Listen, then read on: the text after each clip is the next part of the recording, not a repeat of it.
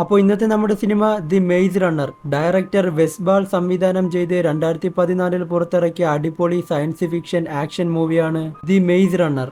സിനിമയുടെ തുടക്കം നമ്മുടെ നായകനെയാണ് കാണിക്കുന്നത്. നായകൻ ഇപ്പോൾ ഒരു ലിഫ്റ്റിൽ കുടുങ്ങിക്കിടക്കുകയാണ്. വല്ലാതെ ഭയപ്പെടുത്തുന്ന നെറ്റ് പോലത്തെ ഒരു ലിഫ്റ്റിലാണ് ഇപ്പോൾ നായകൻ. അങ്ങനെ അവസാനം മുകളിൽ വെളിച്ചം കാണുകയും അവിടെ നോക്കി അവൻ കണ്ടത് തൻ്റെ സെയിം പ്രായമുള്ള കുറച്ച് കൂട്ടുകാർ അവിടെ നിൽക്കുന്നു. തനിക്ക് എന്താണ് സംഭവിക്കുന്നത്, ആരൊക്കെയാണിവർ എന്നതൊന്നും നായകന് ഓർമ്മയില്ല. അങ്ങനെ അവിടെ ഉണ്ടായിരുന്ന ഗല്ലി എന്ന് പറയുന്ന ഒരുത്തൻ അവനെ പിടിച്ച് പുറത്തേക്കിടുകയാണ്. തുടർന്ന് നായകൻ പേടിയോടെ അവിടെ നിന്ന് രക്ഷപ്പെടാൻ ഓടുന്നു.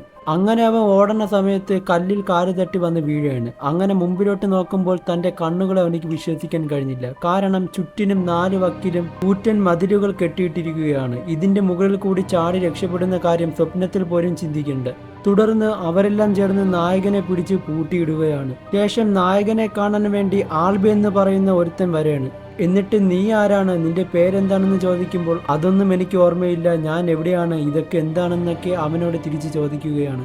ഇത് കേട്ടതും ഇവിടെയുള്ളവരും ഇതുപോലെ തന്നെ ആദ്യം പറഞ്ഞതെന്ന് പറഞ്ഞ് അവനെ കൂട്ടി പുറത്തേക്ക് കൊണ്ടുപോകുന്നു. പുറത്തേക്കെത്തിയ നായകൻ കണ്ടത് എല്ലാവരും അവരവരുടെ ജോലി ചെയ്തുകൊണ്ടിരിക്കുന്നു.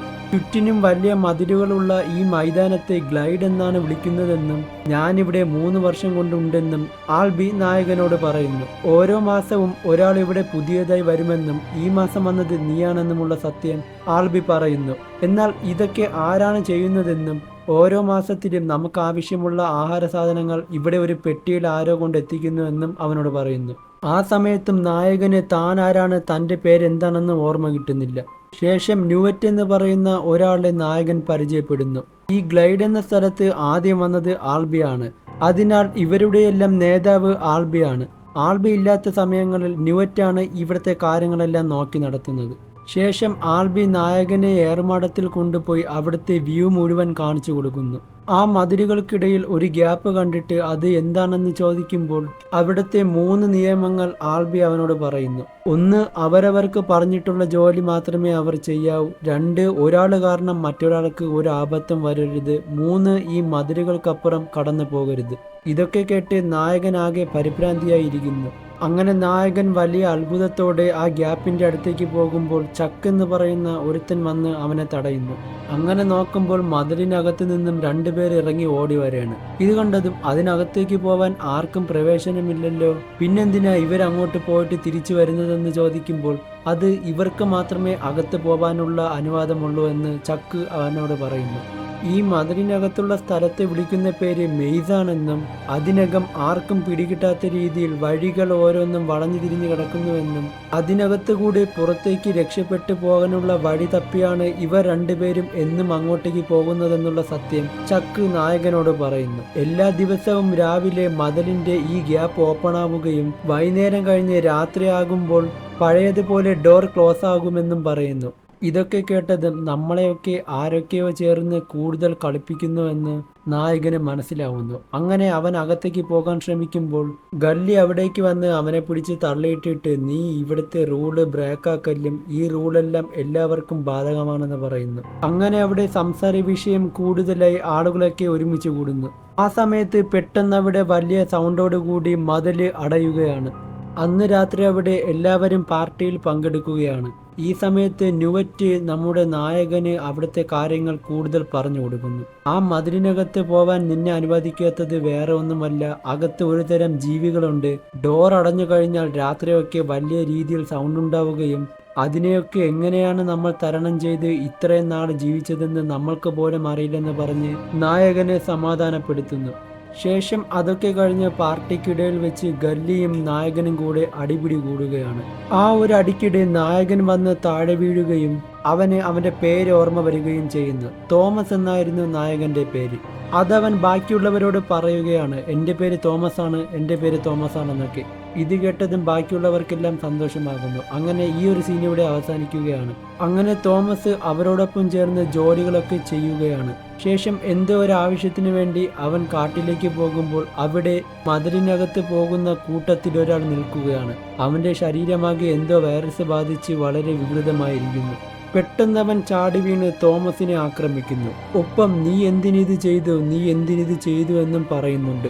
ഒരുവിധം തോമസ് അവിടെ നിന്ന് ഓടി പുറത്തേക്ക് വന്ന് രക്ഷ തേടുന്നു. ഇത് കണ്ടതോടെ ബാക്കിയെല്ലാവരും ചേർന്ന് അവനെ നോക്കുമ്പോൾ മതിലിനകത്ത് നിന്നും ആ ജീവിയുടെ കടിയോ എന്തോ സംഭവിച്ച് വൈറസ് ബാധിച്ചിട്ടുണ്ടെന്ന് മനസ്സിലായി അവനെ പിടിച്ച് പൂട്ടിയിടുകയാണ്. അവൻ എന്താണ് സംഭവിച്ചതെന്ന് തോമസ് ചോദിക്കുമ്പോൾ നമുക്കിനി അവനെ രക്ഷിക്കാൻ കഴിയില്ലെന്ന്, ഉടൻ തന്നെ നമ്മുടെ അടുത്തു നിന്നും അവനെ മാറ്റണമെന്നും പറയുന്നു. അതിനായി എല്ലാവരും ചേർന്ന് മനസ്സില്ലാ മനസ്സോടെ മതിൽക്കെട്ട് അടയുന്നതിന് മുമ്പായി അവനെ അകത്തേക്ക് കയറ്റുകയും പുറത്തു വരാതിരിക്കാനായി ടൂൾസൊക്കെ ഉപയോഗിച്ച് അവനെ വിരട്ടുകയും ചെയ്യുന്നു. ഈ ഒരവസ്ഥ വളരെ കഷ്ടം തന്നെയാണ്.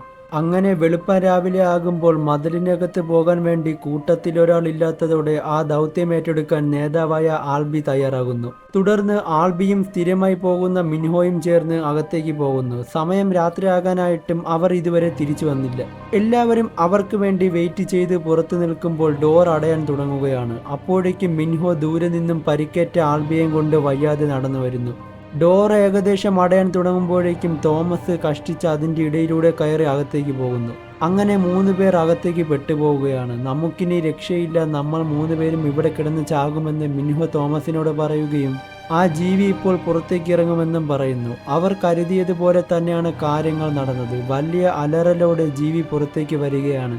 എന്നാൽ അതിൻ്റെ മുമ്പിൽ നിന്നും തോമസും മിൻഹോയും ചേർന്ന് ആൽബിയെ സേഫാക്കി ഒരു സ്ഥലത്ത് കെട്ടിയിടുന്നു.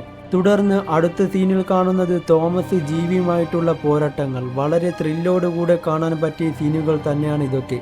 അവസാനം തന്ത്രപൂർവ്വം തോമസ് ആ ജീവിയെ കൊല്ലുകയാണ്. പുറത്ത് ബാക്കിയുള്ളവർ രാവിലെ ആയിട്ടും അവർക്ക് വേണ്ടി കാത്തു നിൽക്കുന്നു. അങ്ങനെ സ്ഥിരമായി ഡോർ തുറക്കുമ്പോൾ അവർ 3 പേരും കഷ്ടിച്ച് രക്ഷപ്പെട്ട് പുറത്തേക്ക് വരുന്നു. എങ്ങനെയാണ് നിങ്ങൾ രക്ഷപ്പെട്ടതെന്ന് അവർ അത്ഭുതത്തോടെ കാര്യം ചോദിക്കുമ്പോൾ അവിടെ നടന്നതെല്ലാം മിൻഹോ അവരോട് പറയുന്നു. എന്നാൽ ഇത്രയൊക്കെ സംഭവിച്ചിട്ടും അകത്ത് വെച്ച് ഗല്ലി തോമസിനെ കുറ്റപ്പെടുത്തുകയാണ്. ഇവൻ ഇവിടത്തെ റൂൾ ബ്രേക്ക് ചെയ്തു, അനുവാദമില്ലാത്തവർ അതിനകത്ത് പോകരുതെന്നും എന്തൊക്കെ സംഭവിച്ചാലും ഇവൻ പോയത് കൊണ്ട് ഇനി എന്താ നമുക്ക് അനുഭവപ്പെടേണ്ടി വരുന്നതെന്ന് പറഞ്ഞ് കുറ്റം പറഞ്ഞുകൊണ്ടിരിക്കുന്നു. പക്ഷേ മിൻഹോ വീണ്ടും പറയുന്നുണ്ടായിരുന്നു, എത്രയൊക്കെ റൂൾ ബ്രേക്ക് ചെയ്തെങ്കിലും തോമസ് ധൈര്യശാലി ആയതുകൊണ്ടല്ലേ നമ്മളെ രക്ഷിച്ചത്, വേറെ ആരെങ്കിലും ഇതിന് മുന്നിട്ടോ എന്ന് പറഞ്ഞ് സംസാരം അവിടെ ഒത്തുതീർപ്പാക്കുന്നു. അപ്പോഴേക്കും അവിടെ ലിഫ്റ്റ് വീണ്ടും ഓപ്പൺ ആവുന്ന സൗണ്ട് കേൾക്കുകയും എല്ലാവരും പോയി നോക്കുമ്പോൾ കണ്ടത് അന്ന് അവിടെ വന്നതൊരു പെണ്ണായിരുന്നു. ഇവളാണ് നമ്മുടെ നായിക. ഇവളുടെ പേര് തെരേസ. അവൾ അവസാനമായി ബോധം കെടുന്നതിന് മുമ്പ് തോമസ് എന്ന് വിളിക്കുന്നുണ്ടായിരുന്നു. ഒപ്പം അവളുടെ അടുക്കള ഒരു പേപ്പറിൽ ഇവളാണ് ലാസ്റ്റത്തേത്, ഇനി ഇവിടെ ഒരാൾ വരില്ല എന്നുമുള്ള എഴുത്തുമുണ്ടായിരുന്നു. അങ്ങനെ ഇരിക്കുമ്പോൾ ആൽബിയുടെ അവസ്ഥ വളരെ ഗുരുതരമാവുകയാണ്. ജീവി ആക്രമിച്ചതിനാൽ വൈറസ് ബാധിച്ചു കൊണ്ടുവരുന്നു. ഇനി ആൽബിയെ രക്ഷിക്കണമെങ്കിൽ മതിലിനകത്ത് ചെന്ന് എന്തെങ്കിലും കിട്ടുമോന്ന് നോക്കണമെന്ന് പറഞ്ഞ് 5 പേർ അതിനകത്തേക്ക് പോയി മരിച്ച ജീവിയുടെ കയ്യിൽ നിന്നും കിട്ടിയ ലൈറ്റ് കത്തുന്ന ഒരു തരം ഡിവൈസ് എടുക്കുന്നു.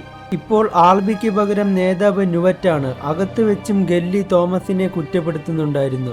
ഇവൻ കാരണമാണ് ഇതൊക്കെ സംഭവിച്ചത്. അങ്ങനെയൊക്കെ തിരിച്ചു വരുമ്പോൾ തെരേസ പേടികൊണ്ട് അവരെയെല്ലാം കല്ലെടുത്തെറിയുകയാണ്. അവസാനം തോമസ് പതുക്കെ ശാന്തനായി മുകളിൽ ചെന്ന് അവളോട് കാര്യങ്ങളെല്ലാം പറഞ്ഞ് മനസ്സിലാക്കുന്നു.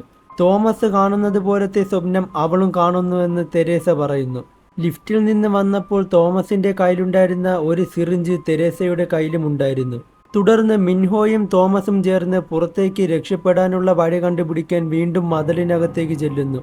അകത്ത് പോയി കയ്യിലുണ്ടായിരുന്ന ഡിവൈസ് കൊണ്ട് അവർ ഡോർ അൺലോക്ക് ചെയ്യുന്നു. കൺഫ്യൂഷനാക്കുന്ന പല വഴികളിലൂടെ ചെന്ന് അവസാനം അവർ പുറത്തേക്ക് പോകാനുള്ള ഡോറ് കണ്ടുപിടിക്കുന്നു. തുടർന്ന് വലിയ സാഹസികത്തോടെ ഏവരെയും ത്രില്ലടിപ്പിക്കുന്ന സീനോട് കൂടി അവർ വീണ്ടും തിരിച്ച് പുറത്തേക്ക് വരുന്നു. തോമസ് ഗല്ലിയോട് 3 വർഷമായിട്ട് നിങ്ങളിവിടെ എന്ത് ചെയ്തു, ഞാൻ വന്നിട്ട് കുറച്ച് നാളുകൾ കൊണ്ട് പുറത്തേക്ക് പോകാനുള്ള വഴി കണ്ടുപിടിച്ചു എന്നൊക്കെ പറയുമ്പോൾ തെരേസ വന്ന് ആൽബിക്ക് ബോധം വന്നെന്ന് പറയുന്നു. എല്ലാവരും അകത്തേക്ക് ചെല്ലുമ്പോൾ എനിക്കെല്ലാം ഓർമ്മ വന്നു, എന്തിനാണ് തോമസ് നീ ഇങ്ങനെ ചെയ്തതെന്ന് ആൽബി തോമസിനോട് ചോദിക്കുന്നു. എന്താണെന്ന് കാര്യം മനസ്സിലാവാതെ തോമസ് പെട്ടെന്ന് പുറത്തു നിന്നും മതിലിനകത്ത് വലിയ ശബ്ദം കേൾക്കുകയാണ്. അന്ന് രാത്രിയായിട്ടും ഡോർ അടഞ്ഞിട്ടില്ല. കൂടാതെ ആ ജീവികളെല്ലാം മുഴുവനായി പുറത്തേക്ക് വരുന്നു. അവർ 4 വാക്കിലും ഓടി തോമസും കൂട്ടരും ഒരു ഷെഡിൽ കയറി ഒളിക്കുന്നു. കുറച്ചുപേര് ജീവികൾ കടിച്ചു കീറുകയാണ്. കൂട്ടത്തിലുണ്ടായിരുന്ന ഒരുത്തനെ ജീവി പിടിക്കാൻ നോക്കുമ്പോൾ എല്ലാവരും ചേർന്ന് അവനെ രക്ഷിക്കുകയും തുടർന്ന് മറ്റൊരു ജീവി വന്ന് ആൽബിയെ പിടികൂടുകയും ചെയ്യുന്നു. ആൽബി മരിക്കുന്നതിന് മുമ്പ് നിങ്ങൾ ഇവിടുന്ന് രക്ഷപ്പെടണം, അതെന്ത് ചെയ്തിട്ടായിരുമെന്ന് പറഞ്ഞ് വാക്ക് ചോദിക്കുന്നു. അങ്ങനെ ബാക്കി ജീവികളെയെല്ലാം ഒരുവിധം അവർ കഷ്ടിച്ച് വിരട്ടി ഓട്ടിക്കുന്നു. അപ്പോഴേക്കും ഗല്ലി തോമസിനെ കുറ്റം പറഞ്ഞുകൊണ്ടിരിക്കുന്നു. ആ ഒരു പ്രശ്നത്തിനിടയിൽ തോമസ് കയ്യിലുണ്ടായിരുന്ന സിറിഞ്ചെടുത്ത് സ്വയം വയറ്റിൽ കുത്തുന്നു. അപ്പോഴേക്കും അവൻ ബോധം കെടുകയും അവനിക്ക് എല്ലാം ഓർമ്മകൾ സ്വപ്നത്തിലൂടെ കാണുകയും ചെയ്യുന്നു. അങ്ങനെ പിറ്റേ ദിവസം അവർ തെരേസയുടെ കയ്യിലുണ്ടായിരുന്ന സിറിഞ്ചെടുത്ത് തോമസിനെ ഇഞ്ചക്ഷൻ ചെയ്യുമ്പോൾ അവനിക്ക് ബോധം വരുന്നു. ബോധം വന്നതിന് ശേഷം എനിക്കെല്ലാം ഓർമ്മ വന്നു, ഞാനും തെരേസയും ഒരുമിച്ചായിരുന്നു ഒരു കമ്പനിയിൽ വർക്ക് ചെയ്തത്, അവിടെ നിന്നാണ് നമ്മളിവിടെ എത്തിപ്പെട്ടത്, അങ്ങനെ എന്നുള്ള സത്യമൊക്കെ വിളിച്ചു പറയുന്നു. പക്ഷേ ഗല്ലി കുറച്ചുപേരെ മാറ്റി നിർത്തി മറ്റൊരു ഗ്രൂപ്പ് തുടങ്ങി. തോമസിനും കൂട്ടർക്കും എതിരെയായി മാറി. തോമസ് പറഞ്ഞതൊന്നും ഗല്ലിയും കൂട്ടരും വിശ്വസിച്ചിരുന്നില്ല. അവസാനം തോമസും കൂട്ടരും ചേർന്ന് പുറത്തേക്ക് പോകാൻ വേണ്ടി ഒരുങ്ങുമ്പോൾ അതിനെ ഗല്ലിയും കൂട്ടരും തടുക്കുകയാണ്. അവസാനം ഒരു പ്രശ്നമാവുകയും ഗല്ലിയെ അടിച്ച് താഴെയിടുകയും ചെയ്യുന്നു. പോകുന്നതിന് മുമ്പ് നമ്മളോടൊപ്പം വരണമെന്നുള്ളവർക്ക് വരാം, നമ്മൾ രക്ഷ നേടാൻ വേണ്ടിയാണ് പോകുന്നതെന്ന് തോമസ് അവരോട് പറയുന്നു. നിങ്ങൾ തന്നെ പോയി മരിച്ചാൽ മതിയെന്ന് പറഞ്ഞ് ഗല്ലി മാറി നിൽക്കുകയും ചെയ്യുന്നു. ശേഷം തോമസും കൂട്ടരുമെല്ലാം അകത്തേക്ക് പോയി അവർ കണ്ടുപിടിച്ച ഡോറിനരികെ എത്തുകയാണ്. അകത്ത് ഒരുപാട് പ്രശ്നങ്ങളൊക്കെ മറികടന്നാണ് അവർ അവിടെ എത്തിപ്പെട്ടത്. കയ്യിലുണ്ടായിരുന്ന ഡിവൈസ് കൊണ്ട് അവസാനത്തെ ഡോർ ഓപ്പൺ ചെയ്യാൻ നോക്കുമ്പോൾ ഒരു പാസ്കോഡ് ചോദിക്കുകയാണ്. തുടർന്ന് അത് മിൻഹോയുടെ സഹായത്താൽ ഒരു പാസ്കോഡ് കണ്ടുപിടിച്ച് ഡോർ ഓപ്പൺ ചെയ്യുന്നു. അങ്ങനെ ജീവികളെല്ലാം കൊന്നവർ അകത്തേക്ക് പോകുമ്പോൾ ഒരു രഹസ്യ റൂമിലെത്തുന്നു. അവിടെയൊക്കെ ആകെ നാശമായിരിക്കുന്നു. ഒരുപാട് സ്ക്രീനുകളും വോയിസൊക്കെ കേൾക്കുന്ന സ്പീക്കറുകളും ഇരിപ്പുണ്ട്. ഇവിടെ നിന്നാണ് തങ്ങളെയെല്ലാം ആളുകൾ നിരീക്ഷിച്ചു കൊണ്ടിരുന്നതെന്ന് അവർക്ക് മനസ്സിലായി. അപ്പോഴേക്കും അവിടെ സ്ക്രീനിൽ ഒരു ലേഡി ഡോക്ടർ വരികയാണ്. എന്നിട്ട് നിങ്ങൾ ഈ വീഡിയോ കാണുന്നുണ്ടെങ്കിൽ നിങ്ങൾ വിജയകരമായി ജയിച്ചിരിക്കുന്നു. ഇതൊരു പരീക്ഷണമാണ്. ഞങ്ങൾ സെലക്ട് ചെയ്ത ആളുകളിൽ നിന്നും നിങ്ങൾ മാത്രമേ രക്ഷപ്പെട്ടിട്ടുള്ളൂ. അത് വെറുമൊരു കാര്യമല്ല, ലോകത്തെ രക്ഷിക്കാനുള്ളവരാണ് നിങ്ങളെന്ന് പറഞ്ഞ് ഒരു കഥ പറയുന്നു. പിൻതലമുറകളിൽ സൂര്യൻ ഭൂമിയോട് വളരെ അടുത്ത് വന്ന് ആളുകളെല്ലാം വളരെ ചൂട് പിടിച്ച് ഗുരുതരാവസ്ഥയിലാവുകയും എന്നാൽ പുതിയ തലമുറകളിലുള്ളവർക്ക് ഇതിനെ മറികടക്കാനുള്ള പേടിയും ആദിയും ഒന്നുമില്ലാതെ അവരുടെ ബ്രെയിൻ എങ്ങനെ അതിനെ വർക്ക് ചെയ്യിപ്പിക്കുന്നു എന്നതിനുള്ള ടെസ്റ്റ് നമ്മൾ നടത്താൻ ഉദ്ദേശിച്ചതെന്നും അതിനായാണ് നിങ്ങളെയെല്ലാം അവിടെ കൊണ്ടിട്ടതും, എന്നാൽ അതിൽ നിങ്ങൾ വിജയിച്ചു എന്നും പറയുന്നു. നിങ്ങൾ ഈ തലമുറകൾക്കും ഇനിയുള്ള തലമുറകൾക്കും വേണ്ടിയുള്ള ആന്റി വൈറസ് മരുന്ന് കണ്ടെത്താൻ സഹായിക്കുമെന്ന് പറഞ്ഞിട്ട് സ്വയം തലയിൽ വെടിവെച്ച് മരിക്കുന്നു. ഇതൊക്കെ കേട്ട് ആകെ അത്ഭുതത്തോടെ നിൽക്കുമ്പോൾ തൊട്ട് സൈഡിൽ നിന്നും ഗല്ലി വന്ന് തോമസിനെ ഷൂട്ട് ചെയ്യാൻ നിൽക്കുന്നു. ആ സമയത്ത് മിൻഹോ കയ്യിലുണ്ടായിരുന്ന അമ്പെടുത്ത് അവനെ എറിഞ്ഞു കൊല്ലുന്നു. പക്ഷേ അതിനു മുന്നേ അവൻ ഷൂട്ട് ചെയ്ത് കഴിഞ്ഞിരുന്നു. എന്നാൽ അത് വന്ന് കൊണ്ടത് ചക്കെന്ന് പറയുന്നവന്റെ ദേഹത്തുമാണ്. അവൻ അവിടെ മരിച്ചു വീഴുന്നു. വളരെ വിഷമത്തോടെ കരഞ്ഞുകൊണ്ട് തോമസും കൂട്ടരും. ശേഷം അവിടെ എക്സിറ്റ് ഡോർ വഴി പട്ടാളക്കാർ അവരെയും രക്ഷപ്പെടുത്തിക്കൊണ്ട് ഹെലികോപ്റ്ററിൽ തിരിച്ചു പോകുന്ന വഴിക്ക് അവർ അതിജീവിച്ച ഗ്ലൈഡ് എന്ന സ്ഥലം കാണിക്കുകയാണ്. ഏവരെയും ഞെട്ടിപ്പിക്കുന്ന ഒരു തരം വലിയ മൈൻഡ് കട്ട് ചെയ്യുന്ന സ്ഥലം തന്നെയാണത്. ശേഷം പിന്നീട് കാണിക്കുന്നത് ഒരു മീറ്റിംഗ് ഹാളാണ്. അവിടെ ഒരു ലേഡി പ്രസംഗിച്ചു കൊണ്ടുവരുന്നു.